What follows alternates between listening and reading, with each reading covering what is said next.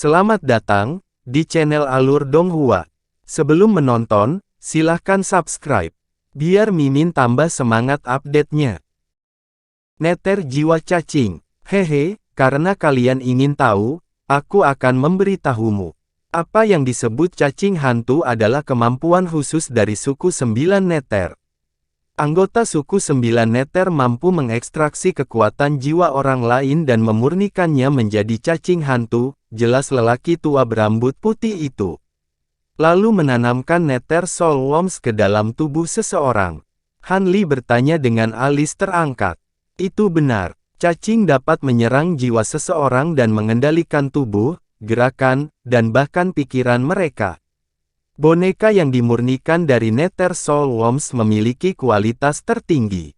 Boneka akan mempertahankan kesadarannya, dan semua kemampuan dan hukum mereka akan dipertahankan, lanjut pria tua berambut putih itu.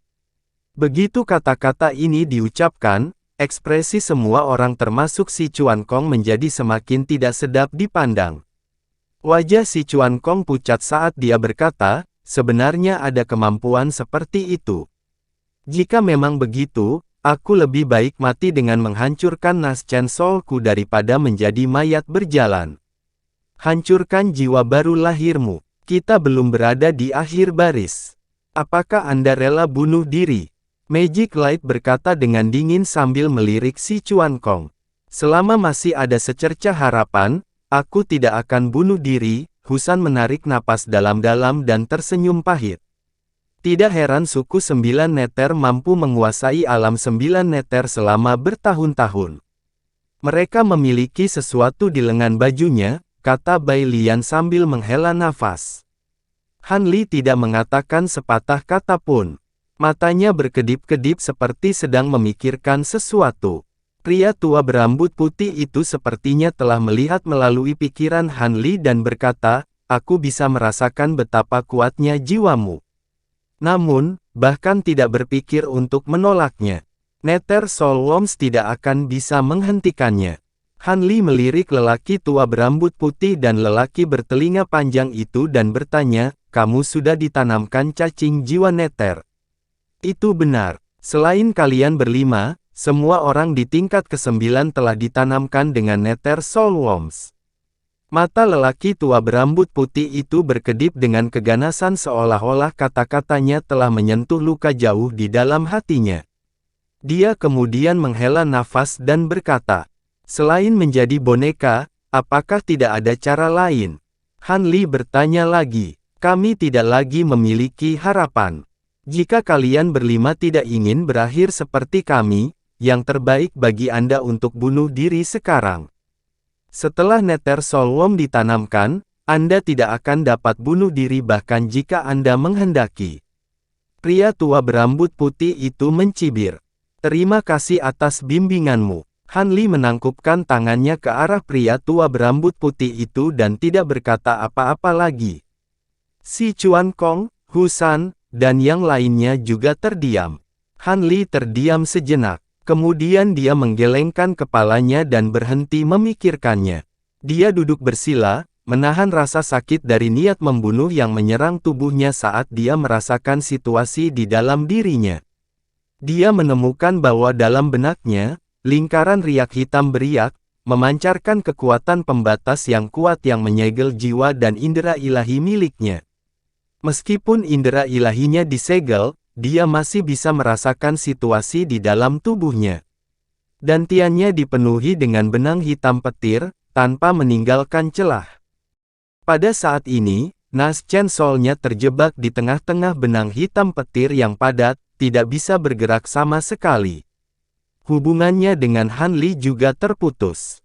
Benang hitam petir ini tidak hanya membatasi Naschen Soul, tetapi mereka juga terus-menerus memancarkan kabut hitam yang perlahan mengikis ke arah Naschen Soul dan organ internal Han Li. Tubuh fisiknya sangat kuat, dan organ dalamnya sudah menjadi sangat keras. Pada saat ini, meski terkikis oleh kabut hitam, tapi masih bisa menahannya. Tapi Naschen Soul berbeda. Pada saat ini, permukaannya ditutupi dengan lapisan hitam pekat, dan wajah kecilnya samar-samar menunjukkan sedikit kedengkian. Brengsek. Melihat ini, Han Li mengutuk dalam hatinya. Sekarang hubungannya dengan Nas Chen Sol terputus, dia tidak dapat mengetahui seberapa besar kerugian yang ditimbulkan oleh perubahan ini pada Nas Chen Sol, tetapi dia dapat membayangkan bahwa jika hubungannya dengan Nas Chen Sol terputus untuk waktu yang lama, itu pasti akan menyebabkan kerusakan yang tak terukur. Han Li menarik napas dalam-dalam, menekan kesedihan dan kemarahan di hatinya, dan menatap tangannya. Yu Luo hanya mengambil alat penyimpanannya dan tidak merasakan keberadaan ruang cabang bunga. Ini bisa dianggap sebagai berkah dalam kesialan. Harus diketahui bahwa hampir setengah dari harta miliknya berada di ruang cabang bunga, termasuk botol langit. Jika yang terakhir ditemukan, dia bahkan tidak berani memikirkan apa yang akan terjadi. Sayangnya, pedang transformasi darah rubah surgawi disimpan di alat penyimpanannya dan sekarang berada di tangan Yu Luo. Jika tidak, dengan si King Hou, yang tampaknya akrab dengan suku Sembilan Neter, mungkin ada kesempatan untuk membalikkan keadaan. Han Li diam-diam melihat sekeliling. Setelah memastikan bahwa tidak ada batasan pengawasan, dia bersandar ke sel penjara dan memegang dahinya dengan tangan kanannya, memperlihatkan ekspresi seolah-olah dia tidak dapat menahan rasa sakit dari ki jahat yang menyerang tubuhnya. Dia memobilisasi kekuatan indera ilahinya di benaknya dan menyerang riak hitam di benaknya. Efek pembatasan riak hanya untuk mengikat kekuatan indera ilahi dalam pikirannya, mencegahnya bocor. Itu tidak dapat sepenuhnya membatasinya. Sekarang kultivasinya telah mencapai puncak alam Dewa Emas, dia tidak bisa melangkah lebih jauh. Pada tahun-tahun dia berada di dunia debu, dia menghabiskan sebagian besar waktu luangnya untuk melatih teknik pemurnian roh.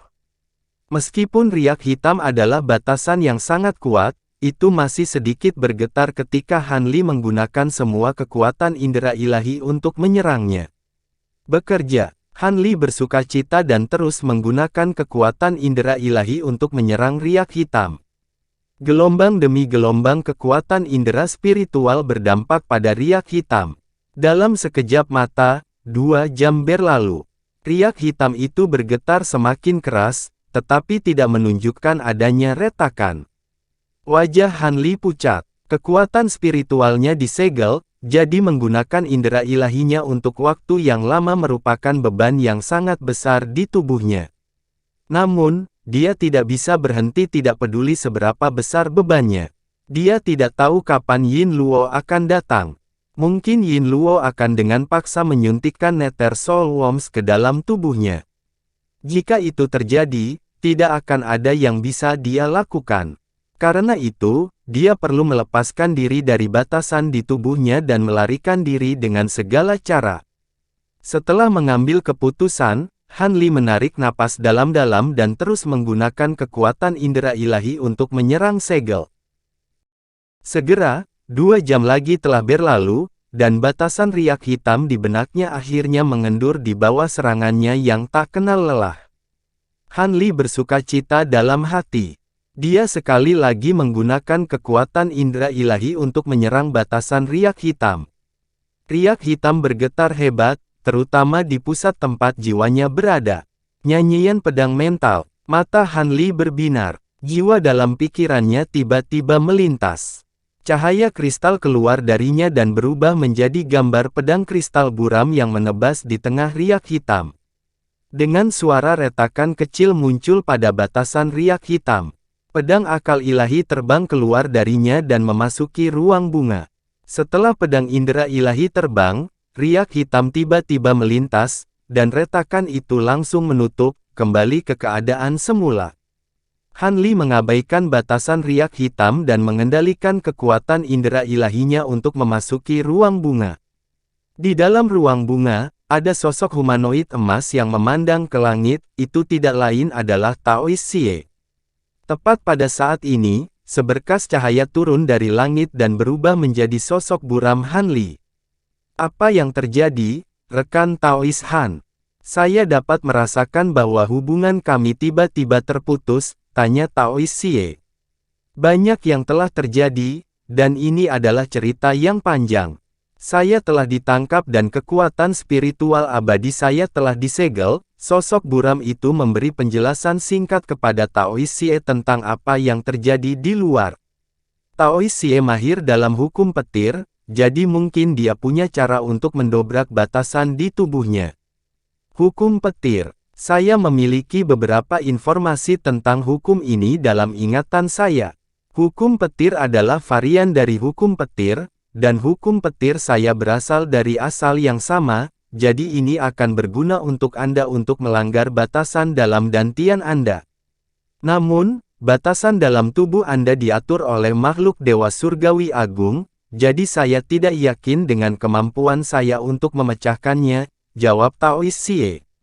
Selama kamu bisa melanggar salah satu batasan di dantianku, aku akan bisa menggunakan hukum waktu untuk melanggar batasan itu, sosok buram itu menjawab dengan ekspresi gembira. Kalau begitu, aku cukup percaya diri, kata Taois Xie dengan anggukan.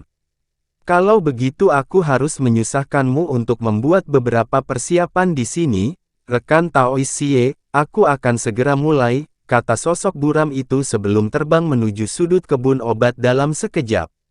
Ada ramuan roh hitam pekat yang tumbuh di kebun obat yang mengeluarkan aroma aneh, itu tidak lain adalah Myriad Soul Herb.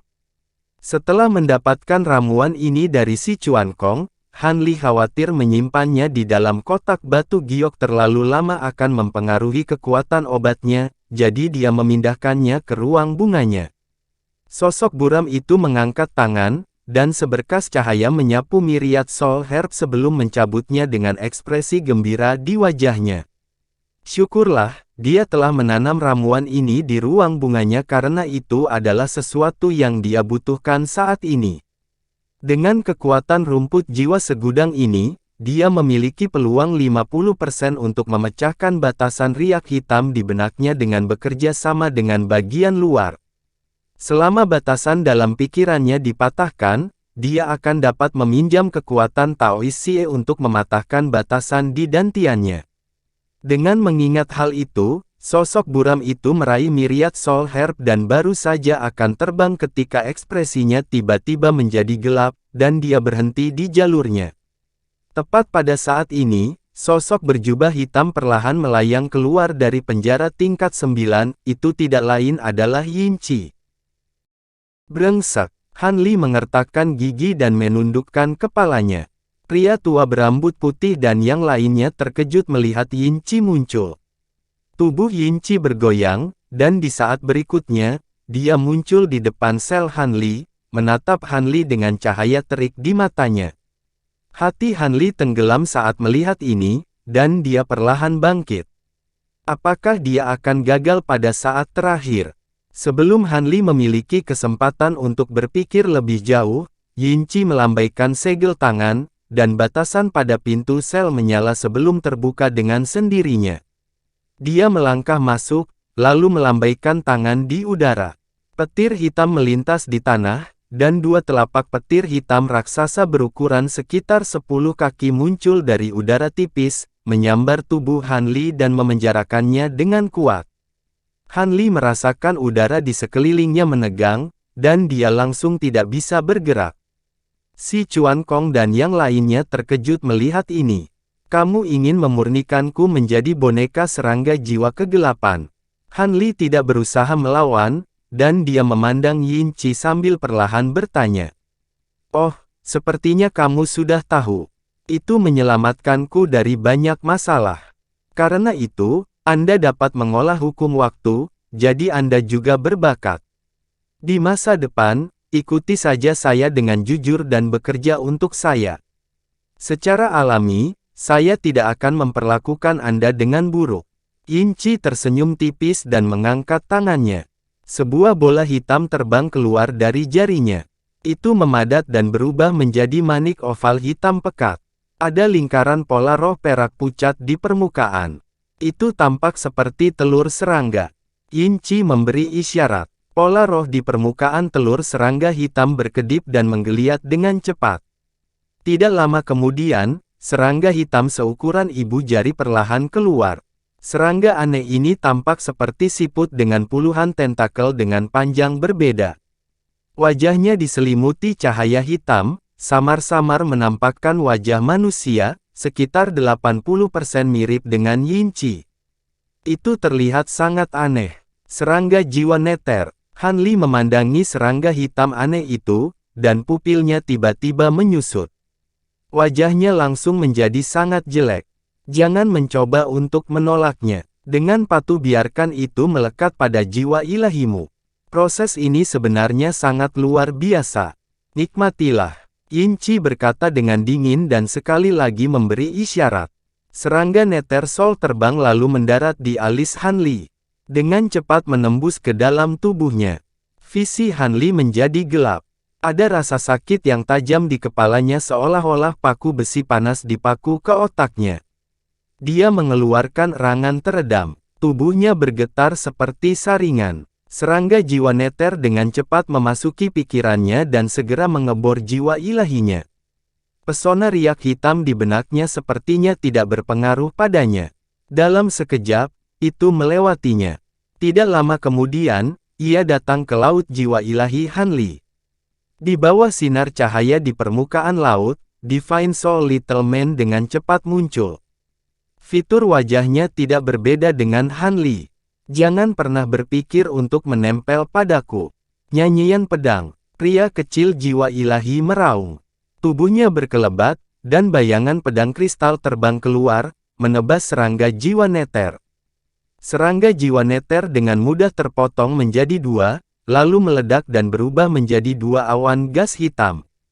Tetapi pada saat berikutnya, dua masaki hitam langsung menyatu menjadi satu, lalu memadat menjadi neter Soul Worm lagi, terus terbang menuju jiwanya seolah-olah tidak mengalami kerusakan apapun. Humanoid jiwa ilahi terkejut, tetapi tidak panik, cahaya kristal di tubuhnya menyala lagi. Rantai indera ilahi ditembakkan dan langsung melilit neter Soul Worm. Itu melilit neter Soul Worm beberapa kali dan dengan kuat menjeratnya. Sedikit ejekan muncul di wajah neter Soul Worm. Tubuhnya terpelintir, lalu, ia meledak lagi. Itu terlepas dari belenggu rantai indera ilahi dan terbang dalam awan kabut hitam. Cacing jiwa neter tidak jauh dari jiwa ilahi Han Li. Kabut hitam bergulung ke depan dan langsung menyentuh jiwa ilahi. Kabut hitam memadat lagi dan berubah menjadi bentuk cacing hantu. Itu menerkam jiwa ilahi Han Li dan menggeliat di dalam. Jiwa ilahi terkejut. Itu menjerit melengking, dan permukaan tubuhnya bersinar terang. Beberapa rantai kristal terbang keluar dari tubuhnya dan berubah menjadi sangkar rantai dalam sekejap, menjebak neter Soul Worm. Neter Soul Worm dengan kuat terperangkap oleh rantai indera ilahi dan tampaknya sangat ditekan. Tubuhnya yang menggeliat beberapa kali lebih lambat. Namun, kandang rasa ilahi adalah langkah yang terlalu lambat. Meskipun telah menjebak cacing jiwa neter, sebagian kecil tubuhnya telah dibor ke dalam jiwa ilahi. Cacing jiwa neter tidak berhenti. Tubuhnya tiba-tiba mekar dengan semburan cahaya hitam dan terus menggeliat ke jiwa ilahi Han Li. Ketika jiwa ilahi melihat pemandangan ini, tiba-tiba menjadi cemas. Permukaan tubuhnya bersinar terang, dan rantai kristal terbang keluar satu demi satu, membungkus neter Soul Worm. Akhirnya, bahkan jiwa ilahi sendiri terjebak di dalamnya. Hanya cahaya hitam dan cahaya kristal yang terlihat saling terkait dan bertabrakan dengan keras satu sama lain. Yinchi mengangkat alisnya dan menatap dingin ke arah Han Li, yang seluruh tubuhnya gemetar. Kamu tidak tahu hidup dari mati. Karena kamu ingin menderita lebih banyak rasa sakit, aku akan memenuhi keinginanmu. Dia mendengus dingin dan menggumamkan mantra. 5 jarinya menggenggam kekosongan. 5 cahaya hitam terus-menerus ditembakkan dari ujung jarinya dan tenggelam ke kepala Han Li. Darah langsung mengalir keluar dari 7 lubang di wajah Han Li pada saat bersamaan. Gemetar tubuhnya tiba-tiba meningkat beberapa kali. Dia memutar seperti kejang dan menjerit melengking. Adegan ini membuat ekspresi si Chuan Kong dan yang lainnya sangat berubah, tetapi mereka tidak bisa berbuat apa-apa. Di kandang tidak jauh dari sana, lelaki tua berambut putih, lelaki bertelinga panjang, dan yang lainnya memandang Han Li, tetapi mereka menggelengkan kepala satu demi satu. Mereka tampak seolah-olah akan menderita jika dia tidak mendengarkan nasihat itu. Hehe, menarik. Mari kita lihat apakah Anda memiliki 3 kepala dan 6 lengan, dan berapa lama Anda dapat bertahan.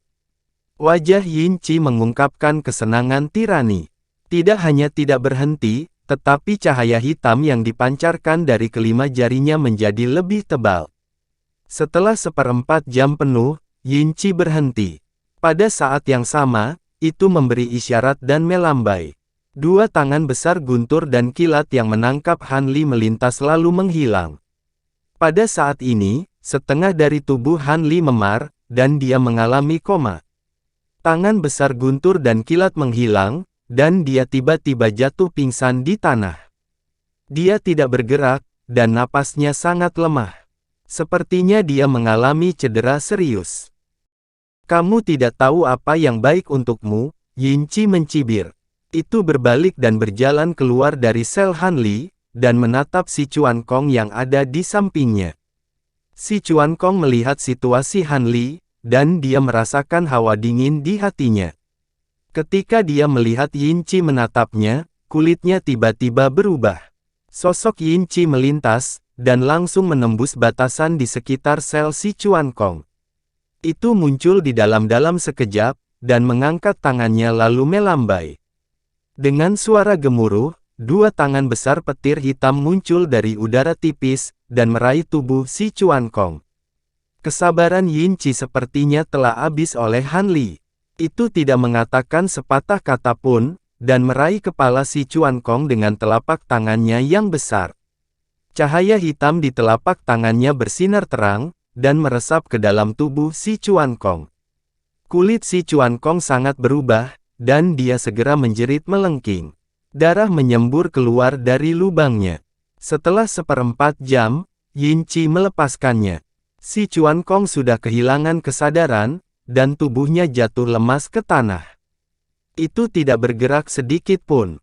Yin Qi dengan dingin menatap si Chuan Kong, dan berbalik untuk meninggalkan sel. Ia kemudian berjalan menuju sel tempat Husan berada. Jeritan melengking bergema lagi, dan bergema di sekitarnya. Setengah jam kemudian, Yin Qi melayang keluar dari sel Bai Lian. Han Li dan 4 lainnya terbaring tak bergerak di tanah, dan setengah dari tubuh mereka bermandikan darah. Kulit Yin Qi agak pucat, dan butuh napas dalam-dalam untuk pulih. Selamat, Tuan Yin Qi.